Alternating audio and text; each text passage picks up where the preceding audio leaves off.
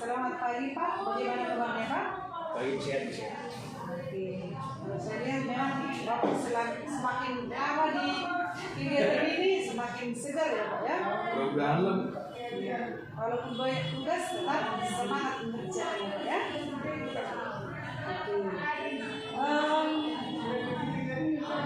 Bapak telah melakukan kegiatan ini selama 1 bulan ini. Apa proses yang sudah berjalan selama 1 bulan terakhir ini Bapak dan apa capaian selama 1 bulan ini?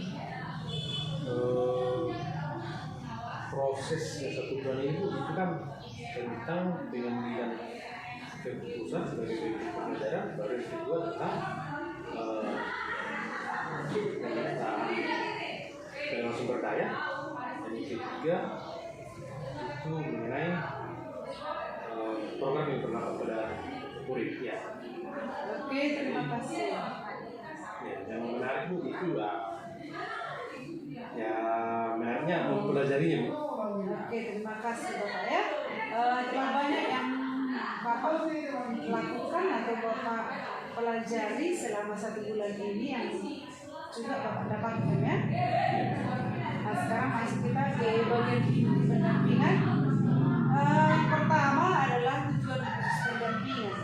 Yang menjadi tujuan pendampingan pada saat ini, yang pertama kita diskusi hasil lokakarya yang kelima kemarin itu dan modul 31. Walaupun sudah belajar Bapak DNS modul 33. Yang kedua kita diskusi hasil pemetaan sumber daya. Yang ketiga, kita melakukan refleksi proses pembuatan peta sumber daya atau cek lembar refleksi yang kemarin itu. Ya.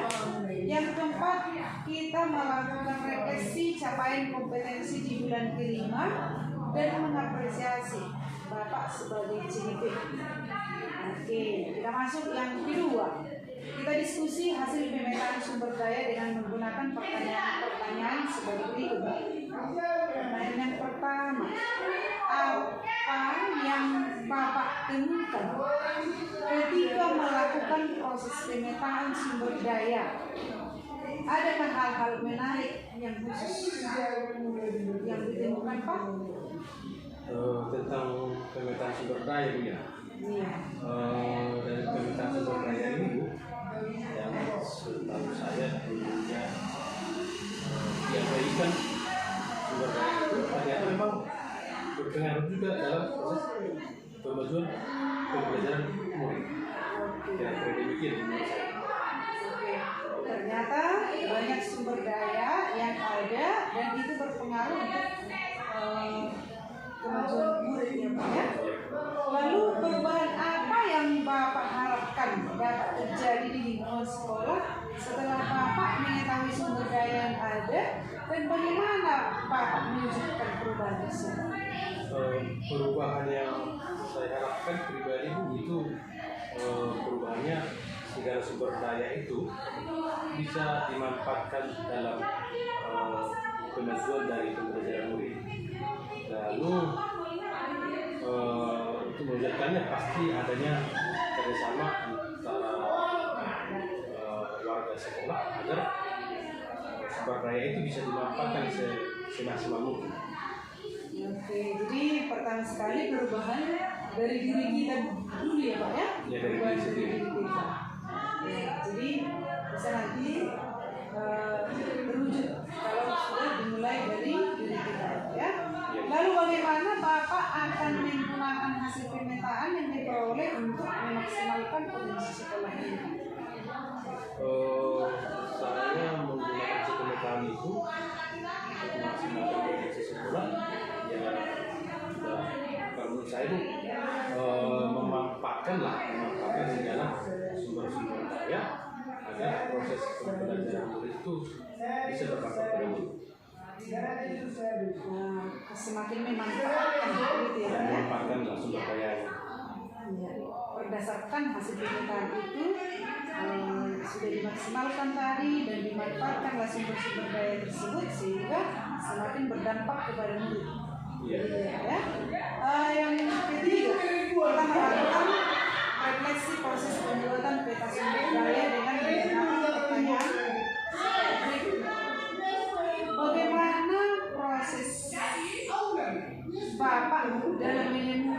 atau mengidentifikasi sumber daya yang ada di sekolah ini, Pak?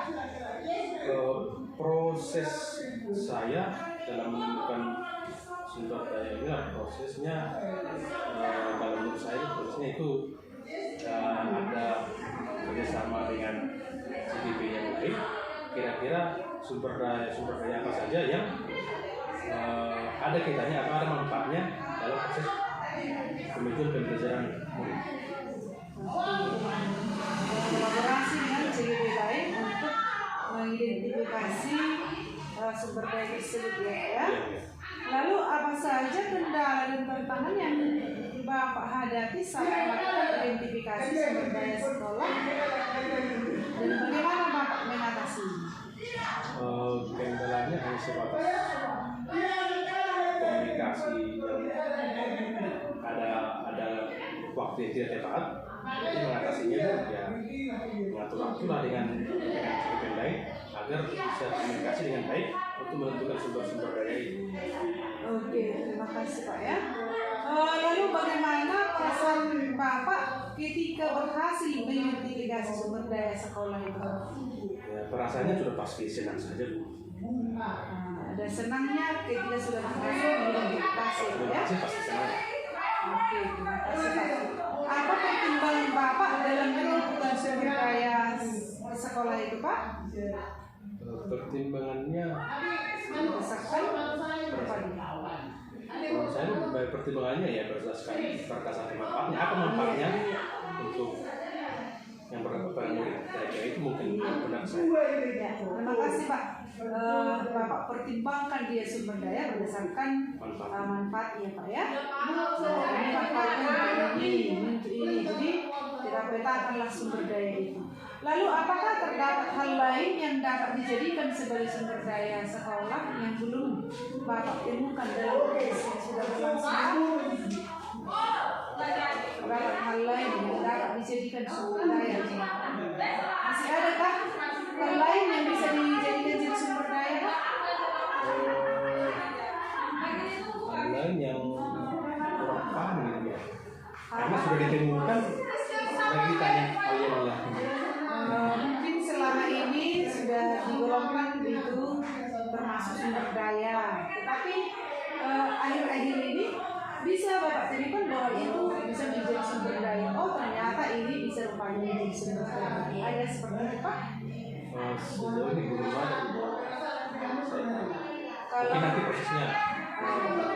Kalau menurut Bapak seperti sekarang sekolah ini sudah tahu bahwa ini bisa menjadi sumber daya Pak? Oh iya, bisa juga. Berarti ada Bu. Itu. Jadi baik itu baik itu pembelajaran matematika, baik itu pembelajaran IPA, bahwa lapangan di SMA Palim ini sangat bermanfaat dia untuk peningkatan sumber daya, peningkatan pembelajaran. Berarti itu termasuk sumber daya ya. Nah, termasuk juga lapangan yang di depan ini bisa juga itu dimanfaatkan menjadi taman baca ya. Bisa yang di depan ini dimanfaatkan menjadi taman baca nantinya. Iya. Karena memang itu sangat luas saya lihat, tetapi belum dimanfaatkan selama ini. Marilah CDP yang memanfaatkan itu menjadi taman baca ya Pak ya, taman baca yang menyenangkan ya.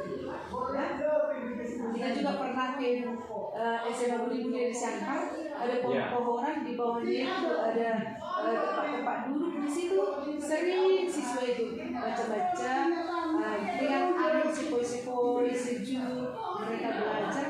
Nah disitulah menjadi pemaksimalan sumber daya itu Pak ya.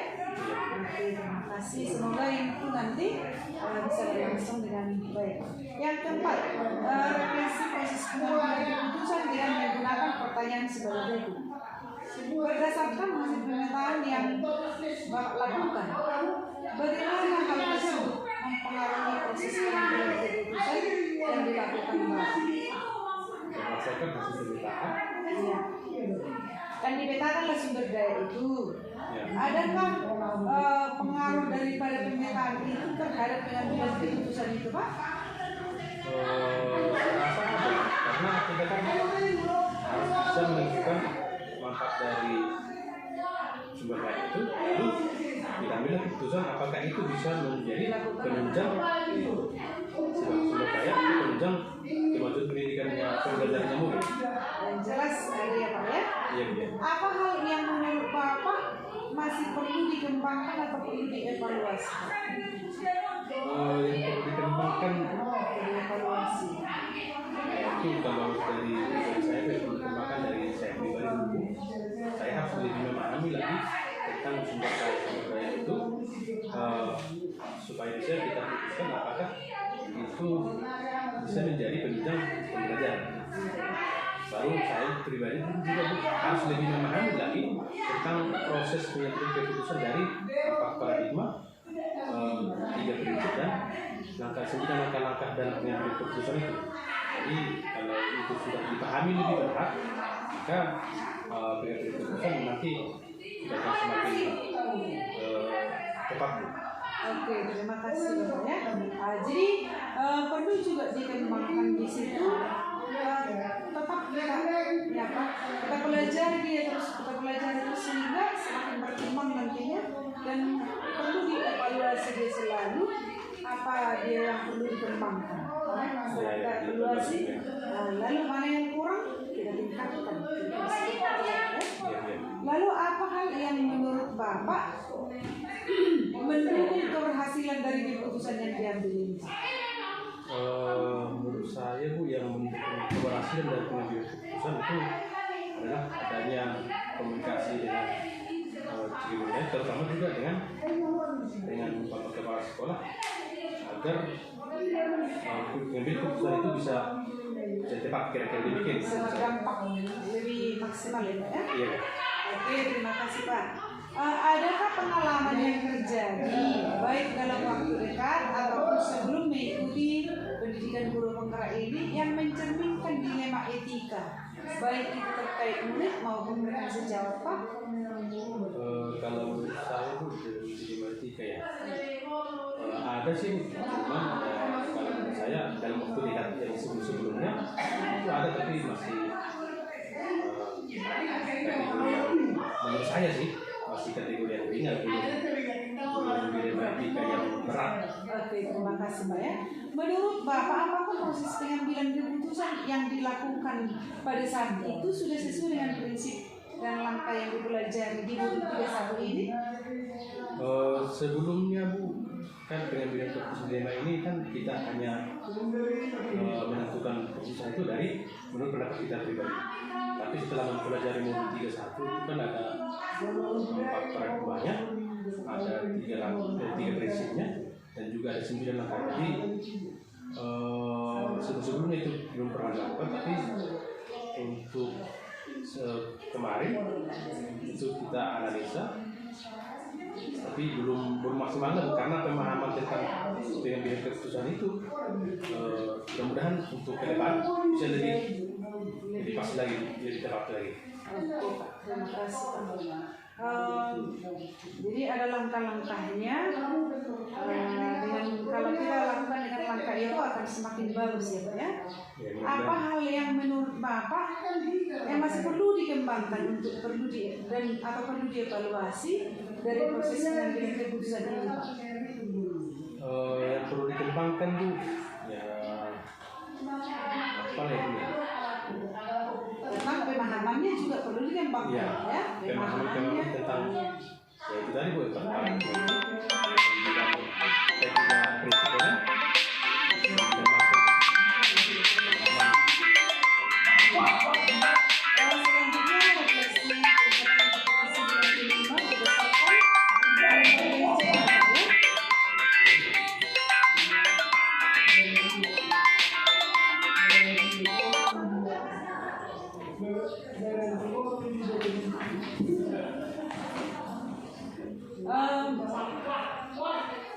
Berdasarkan lembar pengecekan itu, apa saja pencapaian Bapak yang pada pembelajaran bulan ini?